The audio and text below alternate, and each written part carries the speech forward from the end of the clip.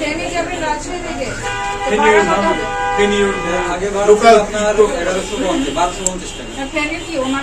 আমাদের ম্যাডাম রাজশাহী থেকে চাপাই থেকে চট্টগ্রাম পর্যন্ত ইয়াদি আছে বোর্ডিং ক্লাস, যেখানে খুশি নামবেন এক ভাড়া আসবে। ছোটখাটো বা কুমিল্লা এগুলো দেওয়া নাই, বা ঢাকা এই গাছে ঢাকা টিকিট আমরা বেচবো না। রুট পারমিট কত দিয়ে কোথায়? রাজশাহী চট্টগ্রাম। আপনারা মাঝখানে কোনো স্টপেজে নামাবেন না, যদি যাত্রী নামে তাহলে মানে আপনাদের সার্ভিস নাই?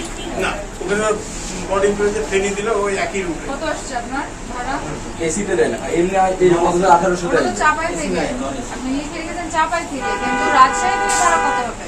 ওই বোর্ডিং প্লেসে চাপাই টু চট্টগ্রামে আসবে। হ্যাঁ, আপনি রাজশাহী থেকে কাউন্টার, রাজশাহী থেকে যাত্রী উঠে 100 টাকা কেন কম চাপাই হবে, না? 100 টাকা কম হবে। আপনার অনলাইনে দেখাচ্ছে না? অনলাইনে চাপ এই সফটওয়্যারটা কে তৈরি করেছে? আপনারা? না, অনলাইনে আমাদের কাছে মানে আপনাদের তো কেউ তৈরি করে দেয় নাই, আপনারা একটা খরচ করে সফটওয়্যারটা তৈরি করেছেন, তাই না? তো আপনারাই তো ভাড়াটা তৈরি করেছেন। এখানে আইনে বলা আছে যে আপনাকে কারাদণ্ড দেওয়া যাবে, অথবা আপনি আইনের সর্বোচ্চ রেটটা জানেন কত দেওয়া আছে? 10,000 টাকা।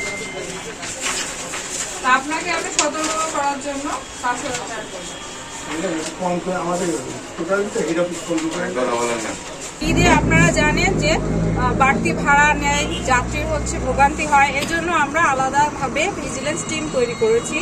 বিআরটির ম্যাজিস্ট্রেট থাকবে, বিআরটির জনগণ অন্যান্য অফিসাররা থাকবে, পুলিশ থাকবে, এছাড়া স্থানীয় বাস মালিক সমিতি থাকবে। তো আমরা এই ঈদে যে যাত্রী যাচ্ছে রাজশাহী থেকে, আমরা দেখেছি অতিরিক্ত ভাড়া এখানে কোথাও আদায় হচ্ছে না, এখানে যাত্রীর সংখ্যা কম, কিন্তু আমরা দেখেছি যে ঈদ পরবর্তী যে অগ্রিম টিকিট, তো এই অগ্রিম টিকিটে বেশ কয়েকজন ঘোরাঘুরি করছিল। আমরা এখান থেকে যেটা পেলাম যে অনলাইন সার্ভিস দিচ্ছে বাস কাউন্টারগুলো। তো অনলাইন সার্ভিসের ক্ষেত্রে তারা যে বিআরটি থেকে যে পরিমাণ ভাড়া নির্ধারণ করেছে তার চেয়ে অতিরিক্ত ভাড়া অনলাইনে দেয়া আছে, যেটা আপনার ট্যাক্স বা অন্যান্য থেকেও অনেক বেশি, যতটুকু আসার কথা। যেমন আপনার ঢাকা থেকে, আপনার রাজশাহী থেকে ঢাকার আমাদের অনলাইনে ভাড়া কত?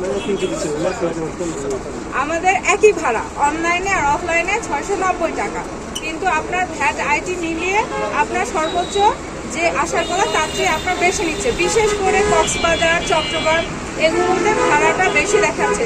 তো আমি এখানে এসে একটা ট্রাভেলসকে আমরা জরিমানা করেছি সতর্ক করার জন্য, এটা কাউকে ছোট করার জন্য না। সকলের সার্ভিস সমান ভালো আছে, তো সবার মধ্যে দেখেছি যে একটু একটু করে অনলাইনে বেশি নেওয়া হয়েছে, কেউ 400 টাকা, কেউ 200 টাকা। কিন্তু এইটা আমাদের যে আইন আছে, সড়ক পরিবহন আইন, এটা 34 ধারায় বলা আছে যে ভাড়ার চার্ট অবশ্যই বাসে থাকবে এবং ভাড়া অতিরিক্ত নেওয়া যাবে না। যাত্রীর সংখ্যা মুখ্য নয়, এই জন্য সঠিক ভাড়া নেওয়ার জন্য আমরা ভিজিলেন্স টিম তৈরি করেছি এবং সবসময় মনিটরিং করছি, জনগণের জন্য আমরা কাজ করছি। এবং তারা আমাদের কথা দিয়েছে যে তাদের যে সফটওয়্যার এটা আপডেট করবে এবং জনগণের সঠিক ভাড়া